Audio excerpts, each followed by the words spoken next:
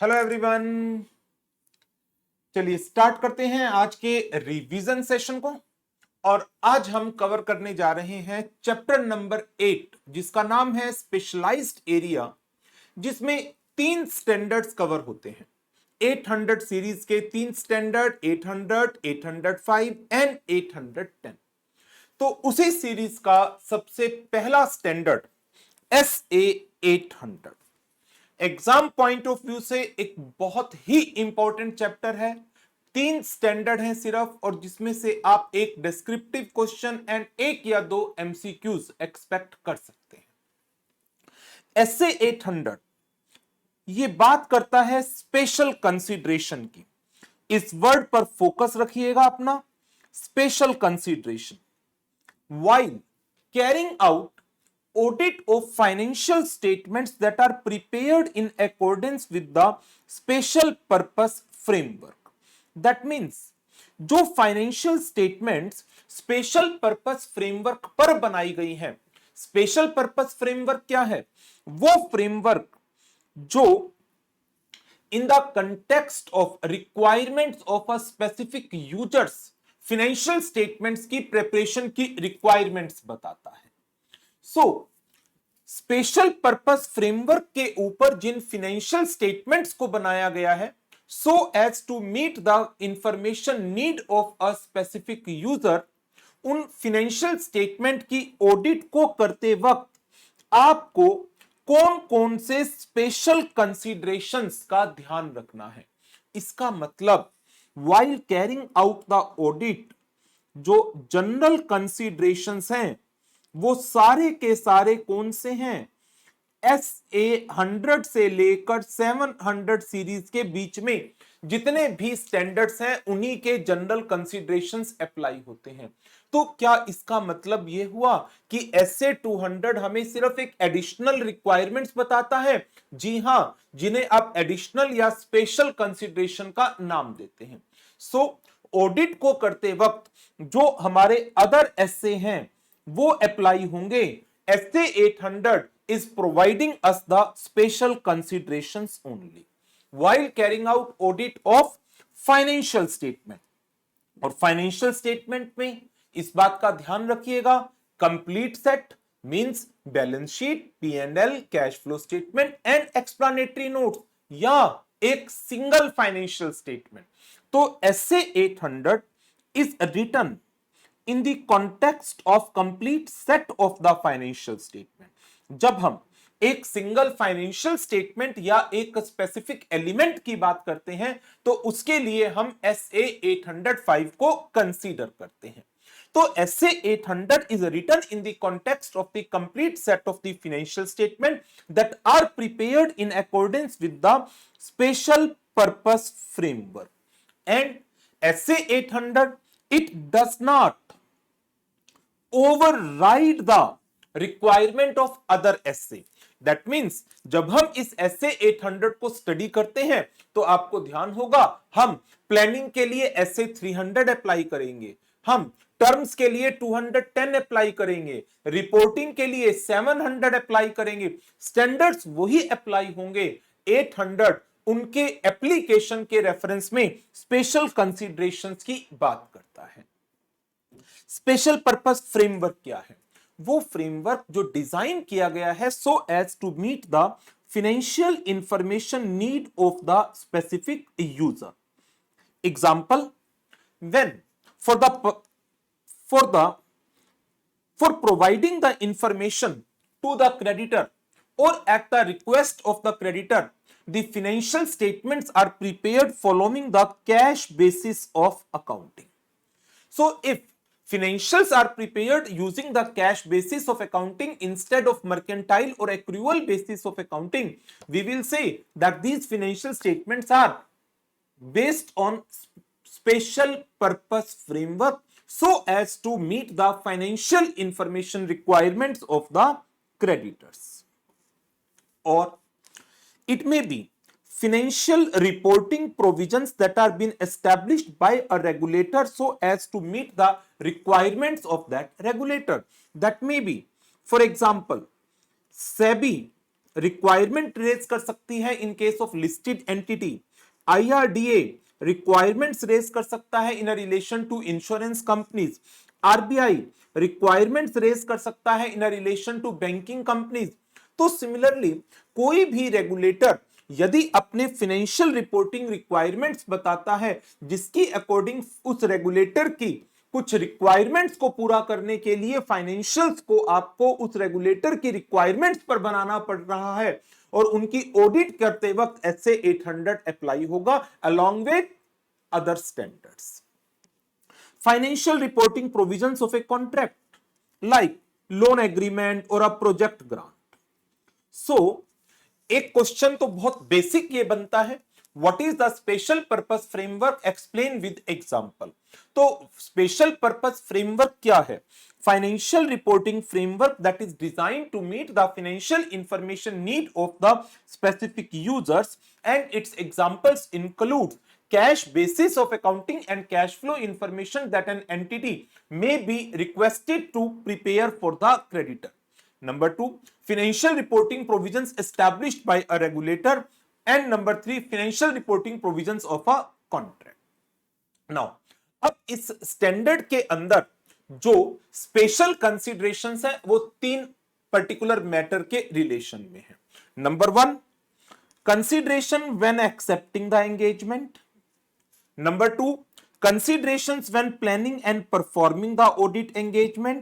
And number 3, considerations regarding reporting and forming an opinion. So 3 aspects के ऊपर ये standard हमें स्पेशल कंसिडरेशंस देता है। जब हम रिपोर्टिंग की बात करेंगे तो SA 800 के साथ हम स्पेशल कंसिडरेशन की बात करेंगे। जब हम प्लानिंग की बात करेंगे या परफॉर्मिंग द ऑडिट की बात करेंगे तो इसमें SA 200, 300, 315, 320 की कुछ रिक्वायरमेंट्स आएंगी। और जब हम एक्सेप्टेबिलिटी की बात करेंगे तो SA 210 के साथ हम इसे कोरिलेट करके चलेंगे। So before accepting the engagement as a auditor we need to determine whether the FRF on the basis of which the special purpose financial statement are being prepared is acceptable. So before accepting the engagement, determine the acceptability of FRF that is applied in the preparation of financial statement. This is a basic requirement of SA 210, and for that purpose we need to obtain an understanding of the purpose जिसके लिए इन financial statement को बनाया जा रहा है, users कौन है इन फाइनेंशियल स्टेटमेंट के, and the steps taken by the management to ensure the acceptability of the FRF जिसके बेसिस पर इन फाइनेंशियल स्टेटमेंट्स को बनाया गया है। In case of special purpose financial statement the financial information need of the intended user ये key factor है in determining the acceptability of FRF। इस पर MCQ भी फ्रेम हो सकता है। What is the key factor in determining the acceptability of FRF that is applied in the preparation of financial statement as per special purpose framework. तो ये बहुत key word आ गए आपके, financial information needs of the intended users, it is a key factor in determining the acceptability of FRF। Thereafter, जो FRF है that may be the financial reporting standards established by an regulator, जो अभी हमने एक example में भी पढ़ा, financial reporting provisions established by a regulator. तो यदि FRF it is the financial reporting standard established by a authorized organization, for example SEBI, for example NAFRA, and some law or regulation may prescribe the FRF that is to be used in the preparation of the financial statement for a certain type of entity. For example, SEBI regulations. SEBI regulation, यदि सेबी ने listed entities के लिए कुछ regulation दी और उसमें special purpose framework के ऊपर financial statements की बात करती। यही चीज नफरा ने भी मान लीजिए लिस्टेड एंटिटीज के केस में कुछ फाइनेंशियल रिपोर्टिंग स्टैंडर्ड्स बना दिए। अब वही बात है, दो अथॉरिटी दोनों की अपनी अलग अलग थॉट है। नफरा ने क्या किया, फाइनेंशियल रिपोर्टिंग स्टैंडर्ड्स बना दिए। सेबी ने क्या किया, अपनी रेगुलेशन बना दी for a certain type of entity, और वो टाइप ऑफ एंटिटी क्या है, लिस्टेड एंटिटी, जिस पर सेबी भी काम करती है, जिसके ऊपर नफरा के प्रोविजंस भी अप्लाई होते हैं। तो यदि लिस्टेड एंटिटीज के लिए नफरा ने फाइनेंशियल रिपोर्टिंग स्टैंडर्ड्स एस्टैब्लिश कर दिए और उन्हीं लिस्टेड एंटिटीज के लिए सेबी ने अपनी कुछ रेगुलेशंस दे दी in relation to financial statement that are to be prepared based upon the special purpose framework. लेकिन यदि दोनों में आपस में कुछ कंफ्लिक्ट है तो then financial reporting standard they are supplemented by the regulatory requirement। जैसे फाइनेंशियल रिपोर्टिंग स्टैंडर्ड हम एग्जांपल ले लेते हैं, नफरा ने एस्टैब्लिश किए, रेगुलेटरी रिक्वायरमेंट किसने दी, सेबी ने दी। तो ऐसे 210 कहता है ऑडिटर आप डिटरमाइन करिए क्या इन दोनों के बीच में कोई कंफ्लिक्ट है, एंड यदि है then what are the actions that is to be taken care of to be determined। thereafter फिर बात करता है कि ये जो एफआरएफ है that may be the financial reporting provisions of a contract, ये रहा एग्जांपल में भी लिया था अभी हमने। यदि ऐसा है तो आपको एफआरएफ की एक्सेप्टेबिलिटी को डिटरमिन करना है whether the framework exhibits the attributes normally exhibited by the acceptable FRF as prescribed in SA 210। ये एट्रीब्यूट्स कौन से हैं, याद आ रहे हैं, SA 210 में करवा रखे हैं, relevance, reliability, understandability, neutrality and completeness. तो यदि एफआरएफ क्या है, financial reporting provisions of a contract, तो आपको एफआरएफ की एक्सेप्टेबिलिटी को डिटरमिन करना है कंसीडरिंग दैट क्या ये फ्रेमवर्क इन 5 एट्रीब्यूट्स को एग्जिबिट कर रहा है या नहीं कर रहा, एंड कौन सा एट्रीब्यूट एक पर्टिकुलर सिचुएशन के अंदर अपनी इंपॉर्टेंस रखता है, that is a subject matter of professional judgement. तो ये हमारा दूसरा क्वेश्चन बनता है जो स्पेसिफिक क्वेश्चन है। पहला क्वेश्चन इसके ऊपर जनरल बनेगा, स्पेशल पर्पस फ्रेमवर्क क्या है, explain with the help of examples. तो ये 3 एग्जांपल्स दे रखे हैं एसए 800 ने। दूसरा क्वेश्चन बड़ा स्पेसिफिक बनता है, वो केस स्टडी की फॉर्म में हो सकता है या फिर वो एक डायरेक्ट थ्योरेटिकल डिस्क्रिप्टिव क्वेश्चन भी हो सकता है। What should be the consideration while accepting the engagement of audit of financial statement of entity that are prepared on special purpose framework। तो इसके अंदर आपको पहला पॉइंट एक्सेप्टेबिलिटी ऑफ एफआरएफ का, दूसरा point financial information need of specific user का, तीसरा point financial reporting standards and regulatory requirements का, फोर्थ पॉइंट इन दोनों के बीच में किसी भी तरह के कंफ्लिक्ट का, पांचवा point financial reporting provisions of a contract का कवर अप करना।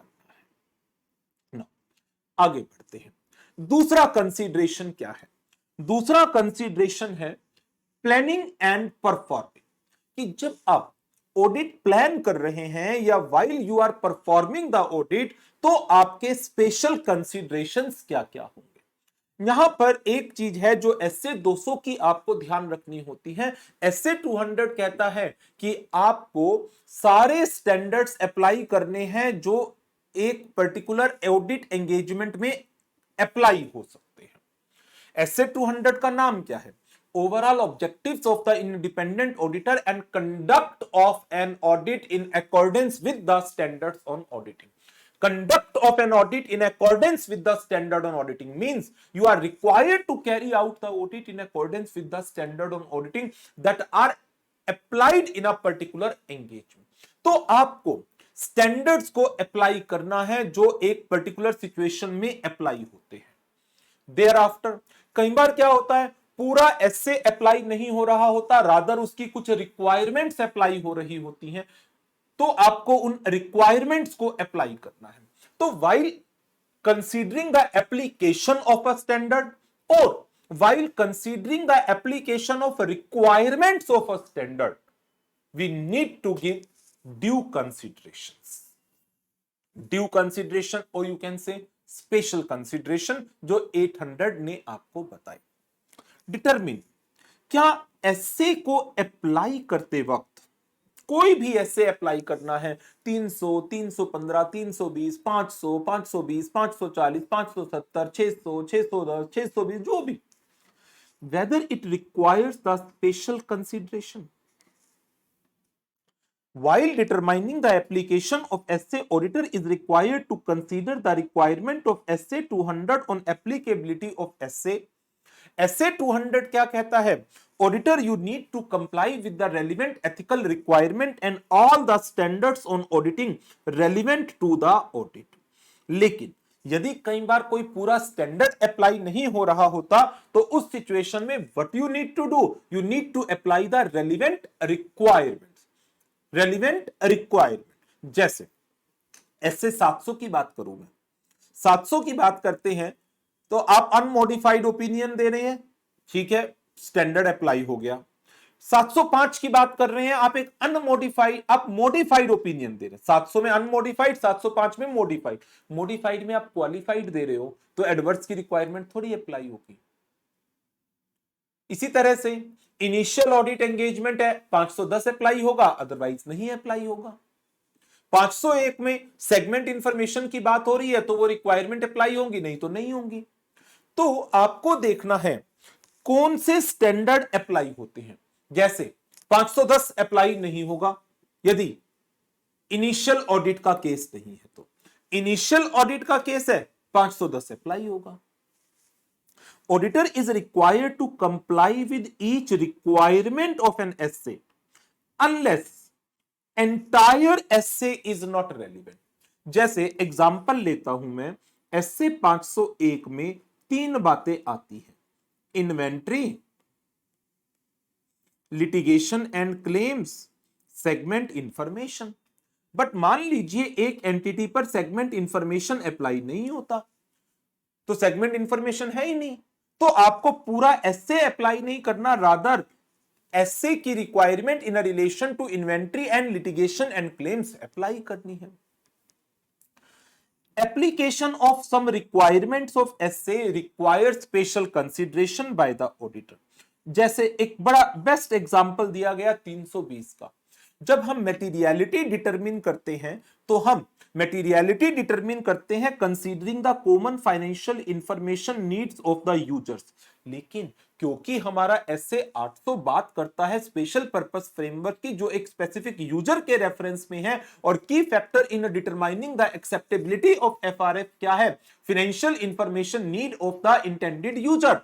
तो यहां पर जो मटेरियलिटी डिटरमिन करनी है, that should be based on the consideration of the financial information need of the intended user और द स्पेसिफिक यूजर। तो देखिए 320 अप्लाई हो रहा है, लेकिन 320 को अप्लाई करने का नजरिया बदल गया। पहले इन जनरल आप 320 अप्लाई करते थे considering the common financial information needs of the general user, लेकिन जब आप स्पेशल पर्पस फाइनेंशियल स्टेटमेंट्स की ऑडिट कर रहे हैं तो आप मटेरियलिटी को डिटरमिन करेंगे based upon the financial information need of the specific user. SA 315 क्या कहता है, auditor you need to obtain an understanding of the entity selection and application of the accounting policy. लेकिन यदि आपकी फाइनेंशियल स्टेटमेंट बनाई जा रही है based upon the financial reporting provisions of a contract, तो आपको अंडरस्टैंडिंग लेनी है as to the significant interpretations of the contract that management made in the preparation of financial statement.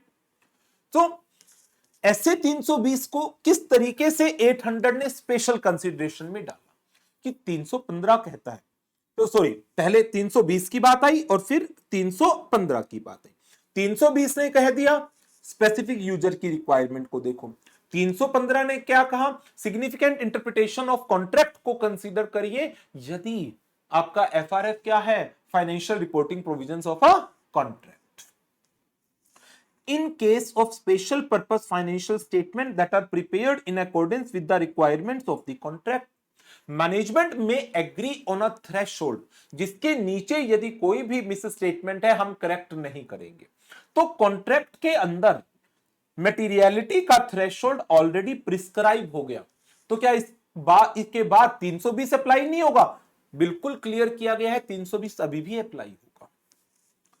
In case of special purpose financial statement that are prepared in accordance with the requirements of a contract, management may agree with the intended users on a threshold below which the misstatements identifying during the audit will not be corrected। लेकिन इस threshold के existence में होने के बावजूद auditor is not relieved from the requirement to determine the materiality in accordance with SA 320। so देखो इसमें points SA 200 का आया पहले, देयर आफ्टर 320 का आया, फिर 315 का आया, फिर वापिस से 320 का आया और अब है 260 का। SA 260 क्या है? कम्युनिकेशन विद दो charged with government. Now in case of the special purpose financial statement, जो पर्सन रिस्पॉन्सिबल होते हैं for the oversight of the preparation that may not be the same as the TCWG is responsible for the oversight of preparation and presentation of general purpose financial statement। तो हो सकता है special purpose financial statement को के preparation के process को oversight करने की रिस्पॉन्सिबिलिटी TCWG के ऊपर ना हो, तो ऐसी सिचुएशन में 260 तो अप्लाई ही नहीं होगा। In such cases, SA 260 may not be relevant to the audit of the special purpose financial statement। So, ये जो हमारा टॉपिक है, that is considerations while planning and performing an audit, important topic है। तो इसके अंदर आपके पास 5 पॉइंट आ रहे हैं। पहला पॉइंट है SA 200 का, दूसरा पॉइंट है 320 का, तीसरा SA 315, fourth SA 320 and fifth SA 260। SA 200 ने क्या कहा? SA 200 कहता है auditor you need to comply with the relevant ethical requirement and all standards on auditing that are relevant to audit. So as a auditor you need to determine whether application of any standard on auditing it require any special consideration। thereafter फिर हम बात करते हैं कि application of some of the requirements of the SA may require special consideration। for example SA 320 जो बात करता है कि materiality generally determine होती है based upon the common financial information needs of the user, लेकिन SA 800 के रेफरेंस में it should be based upon the specific information need of the specific users. फिर हम बात कर लेते हैं SA 315 की। SA 315 कहता है कि auditor is required to obtain an understanding of the entity selection and application of accounting policy. लेकिन यदि आपका special purpose framework financial reporting provisions of a contract है, then auditor is required to obtain an understanding of the significant interpretations of the contract that the management has made या used in the preparation of financial statement. Number 4 फिर बात आ जाती है कि यदि management ने financial statements को बनाया है on the basis of the requirements of a contract, और कॉन्ट्रैक्ट में लिखा हुआ है एक थ्रेशोल्ड जिसके नीचे यदि कोई भी मिस स्टेटमेंट आइडेंटिफाई होती है, that will not be corrected bye the management, but such a provision in the contract does not relieve the auditor from determining the materiality in accordance with SA 320। last provision, that is in a relation to SA 260, the person who are responsible for the preparation of the special purpose financial statement, they may not be the same as TCWG। in that case requirement of SA 260 will not apply as such।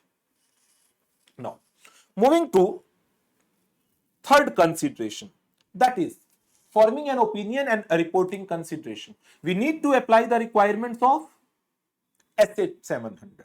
what are the special consideration that needs to be taken care? SA 700 require the auditor to evaluate whether the financial statement adequately describe the FRF। then in case special purpose framework is the financial reporting provisions of a contract. We need to evaluate whether the financial statement adequately describe the significant interpretations of the contract on which the financial statements are based. Auditor report shall describe the purpose for which the financial statements are prepared. Auditor report shall describe the intended user. If management has a choice of financial reporting framework in the preparation of financial statement, then management responsibility section shall make a reference to their responsibility for determining that applicable FRF is acceptable. When the key audit matter are communicated, SA 701 applies in its entirety. SA 720 whether it is applicable. यदि special purpose financial statement are to be attached along with a document, are to be included in a document, that document will be considered as the other information. That document is to be considered as annual report. और उस annual report के अंदर जो भी और दूसरे matter बताए गए हैं उसके रिलेशन में we need to apply the SA 720. तो SA 720 जो बात करता है ऑडिटर्स की रिस्पॉन्सिबिलिटीज की रिलेटिंग टू अदर इंफॉर्मेशन. तो यदि किसी भी रिपोर्ट के अंदर स्पेशल पर्पस फाइनेंशियल स्टेटमेंट को कंटेन किया गया है जिसका पर्पस है to provide the additional information on the matter presented in special purpose financial statement to the users, then such document, such report will be considered as annual report, and in relation to that annual report SA 720 will apply. Thereafter, अब क्योंकि हमारे पास दो set हैं financial statement के, एक general purpose financial statement और एक financial statement that are made on special purpose framework. Now अब क्योंकि आप ऑडिट कर रहे हैं जनरल पर्पस की, स्पेशल पर्पस की, दो असाइनमेंट हैं, तो क्या आप जो स्पेशल पर्पस फाइनेंशियल स्टेटमेंट की ऑडिट रिपोर्ट है इसके अंदर ऐसा कोई भी रेफरेंस देना चाहेंगे that general purpose financial statement की ऑडिट रिपोर्ट अलग से इशूड है? जी हां, आप क्या करेंगे, स्पेशल पर्पस फाइनेंशियल स्टेटमेंट की ऑडिट रिपोर्ट के अंदर एक अदर मैटर पैरा ऐड करेंगे और उस अदर मैटर पैरा के अंदर आप रेफरेंस देंगे किसका? As to the audit report on general purpose financial statement. Auditor में deem it appropriate to refer in other matter para in the audit report on special purpose financial statement. क्या reference किस चीज का? Audit report on the complete set of general purpose financial statement और any matter reported therein as per SA 706. आप पूरी audit report का reference देना चाहें वो दे दीजिए, या जनरल पर्पस फाइनेंशियल स्टेटमेंट में कोई भी और पर्टिकुलर मैटर लिखा हुआ है उसका रेफरेंस देना चाहें वो भी दे सकते हैं. मान लीजिए जनरल पर्पस फाइनेंशियल स्टेटमेंट की ऑडिट रिपोर्ट में material uncertainty related to going concern दिया हुआ है, या कोई OM पैरा दिया हुआ है, या कोई EOM पैरा दिया हुआ है, आप इसका रेफरेंस भी दे सकते हैं. For example, auditor may consider it appropriate to refer in the audit report on special purpose financial statement to a material uncertainty relating to going concern section that is included in the auditor report on complete set of general purpose financial statement. So important है description of the applicable FRF while forming an opinion on special purpose financial statement audit. Now, अब इसके बाद जो next para है ये भी important है. ये क्या कहता है कि जो आप ये रिपोर्ट बना रहे हैं, जो आपने ये स्पेशल पर्पस फाइनेंशियल स्टेटमेंट के ऊपर वर्किंग की, ये फाइनेंशियल स्टेटमेंट और इसके ऊपर बनाई गई ऑडिट रिपोर्ट, क्योंकि ये एक स्पेसिफिक यूजर के लिए है और यदि इनको पब्लिक डोमेन में इशू कर दिया गया और जनरल पब्लिक ने इन फाइनेंशियल स्टेटमेंट को स्टडी किया, then a misunderstanding may be created as to between the general purpose and special purpose. So इस मिसअंडरस्टैंडिंग को अवॉइड करने के लिए जरूरी है कि आप अलर्ट करिए किसको, रीडर को, कि ये financial statement they are prepared in accordance with a special purpose framework and hence they are not useful for any other purpose. इसके लिए आप रिपोर्ट में क्या डाल सकते हैं, EOM para. Special purpose financial statement may be used for the purposes other than those for which they are intended. For example, a regulator may require the certain entities to place the special purpose financial statements on the public record. तो यदि ये statements public record में आ गई, general purpose financial statement already public domain में है, तो एक misunderstanding आ सकती है। So, to avoid the misunderstanding, auditor need to alert the users of auditor report that financial statements are prepared in accordance with a special purpose framework and therefore may not be suitable for another purpose. And hence, for this purpose, auditor report shall include an EOM para. इसके साथ साथ आप एक काम और कर सकते हैं कि इस EOM पैरा के थ्रू आपने यूजर्स को अलर्ट तो कर दिया, साथ ही आप बता सकते हैं कि इस फाइनेंशियल स्टेटमेंट के यूजर्स कौन है and hence may not be useful for others.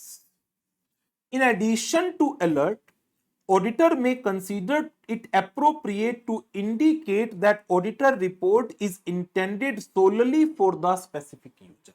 आप यूजर का नाम लिख सकते हैं एंड साथ ही रेस्ट्रिक्शन भी लगा सकते हैं फॉर डिस्ट्रीब्यूशन और use of the auditor report.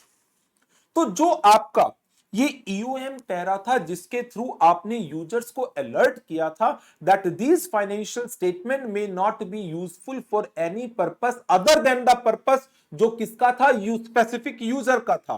तो आप इस EOM पैरा के अंदर क्या कर सकते हैं, basis of accounting and restriction on distribution और use of such financial statement. ये बहुत इंपॉर्टेंट है, इसकी ड्राफ्टिंग भी आपसे एग्जाम में पूछ सकते हैं। We draw your attention to note number so and so to the financial statement which describes the basis of the accounting. Financial statements are prepared to assist the company in complying with the financial reporting provisions of a contract referred to above, means जो उस report के अंदर लिखा हुआ होगा। As a result, financial statement may not be suitable for another purpose. Our report is intended solely for the company and DEF Company Limited and should not be distributed to or used by। हमने अब क्या करा, restriction लगा दी, किसके ऊपर, distribution और use के ऊपर, by the parties other than the company और DEF कंपनी लिमिटेड। तो हमने क्या किया, स्पेसिफिक यूजर के नाम बता दिए, ये स्पेसिफिक यूजर है, क्लाइंट जिसके लिए हमने काम किया और क्लाइंट की third party that is DEF company limited. Our opinion is not modified in respect of this matter. तो ये एक बहुत इंपॉर्टेंट ड्राफ्टिंग है जिसके ऊपर मुझे लगता है अपकमिंग एग्जाम में क्वेश्चन फ्रेम किया जा सकता है। So this is all about essay 800, जिसमें एक आपका जनरल क्वेश्चन बनता है, स्पेशल पर्पस फ्रेमवर्क क्या है, explain it with the example. दूसरा, considerations while accepting the engagement, consideration when planning and performing, description of applicable FRF, and fourth and the last one, alertness and restriction on distribution or use.